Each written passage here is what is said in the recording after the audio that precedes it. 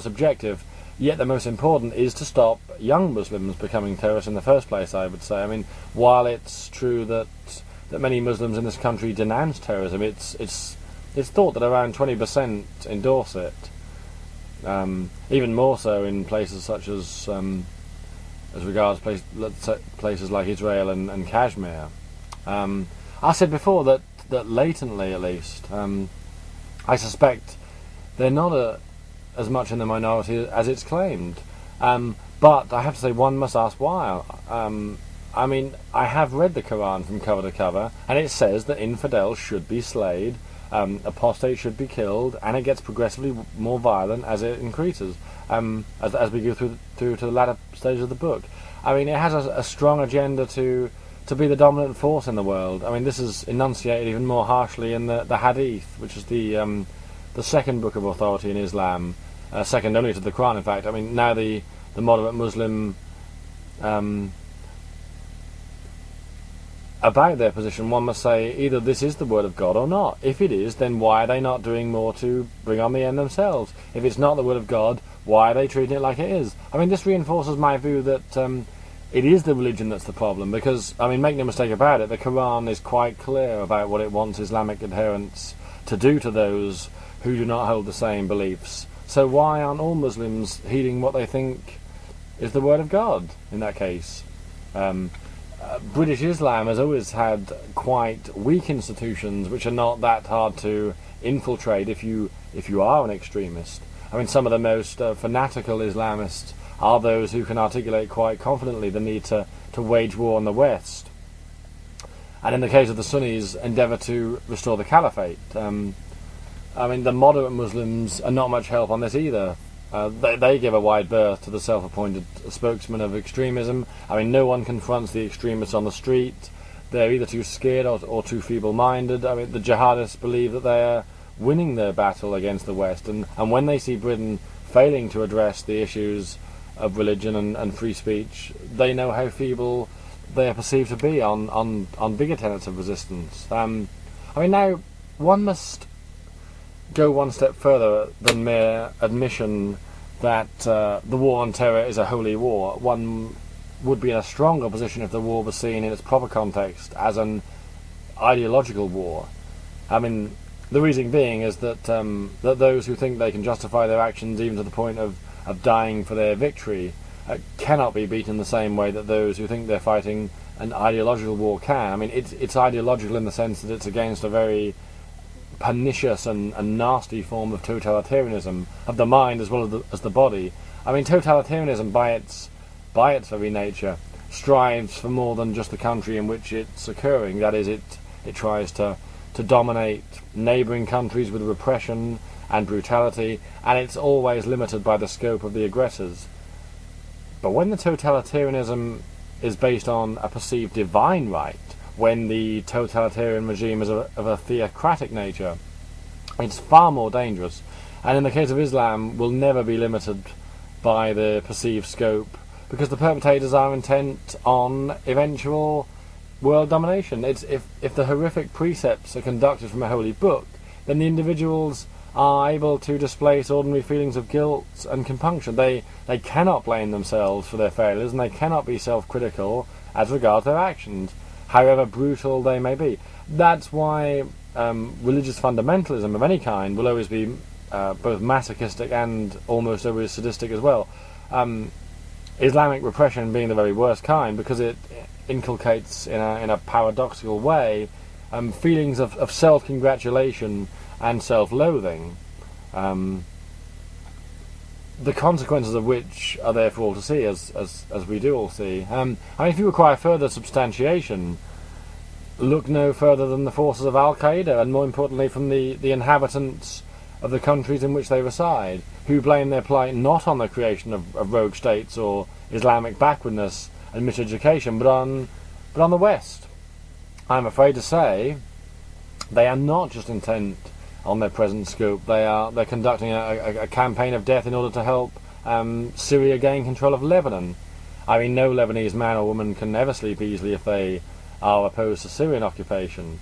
And of course the inalienability which underlies this horrible campaign is, as you might imagine, justified every step of the way by Islamic theocracy.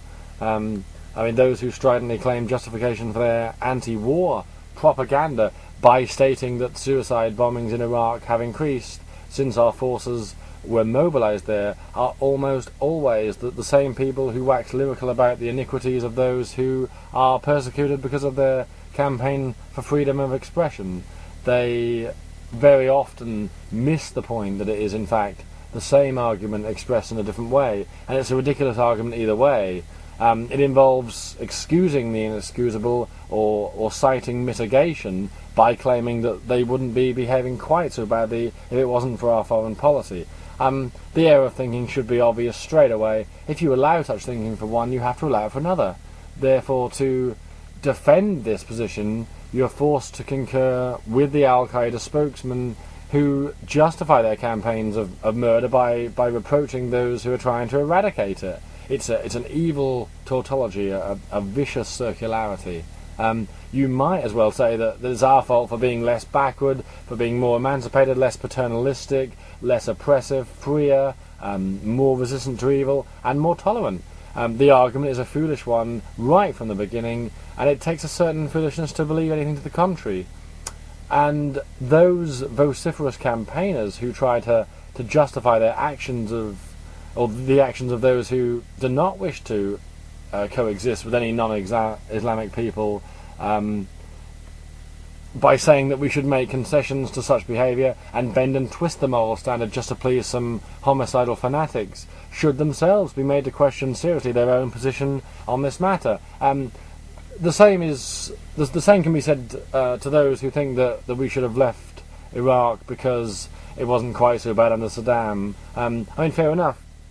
If you want to take this argument, you are axiomatically enjoined to the murderous criminals who oppose any kind of democracy. Of course the suicide bombers wouldn't be in action in Iraq if we weren't trying to help them build a democratic government and freeing up the oil so it can be shared more equally instead of being the property of a sadistic dictatorship. But to excuse the sectarian violence by saying that it's our fault because we're trying to help the Iraqi people, that, in my view, is taking the argument beyond any level of credibility. The criminals that we're up against are criminals who quite happily set out to kill as many people as they can and take great delight in blowing to bits women and children if they happen to subscribe to the wrong type of Islam. We cannot under any circumstance surrender to such opposition. To do so would be to overlook the great evil existing in the world today, I'm sorry to say. Hundreds of thousands of people died in Afghanistan because we didn't intervene there, because we abandoned them after the war against the Soviet Union was over. The same applies to the situation in Iraq after we left Saddam and Hussein in power after 1991. That's to say nothing of the amount of people who died in the Iran-Iraq war because the theocracy was left to grow, a war in which the Americans installed both leaders, I have to say, and continue to supply arms to both forces. There comes a point when anti-war arguments are self-discrediting, and I think this is what we so often find. Those who speak loudest against the war are almost always those who know the least about the situation. In my opinion, to know the situation well is to know that leaving them to it is not an option now and should never be an option then.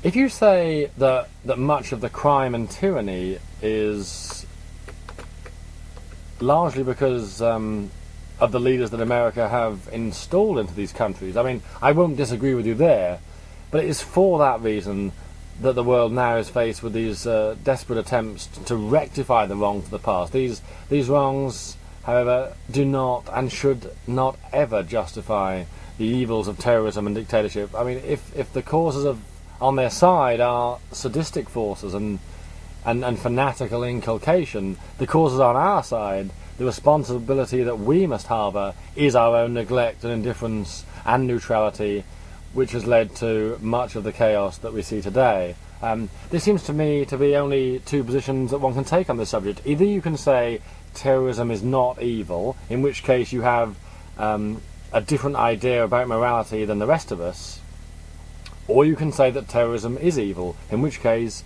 if you are to be moral, you must hope to see the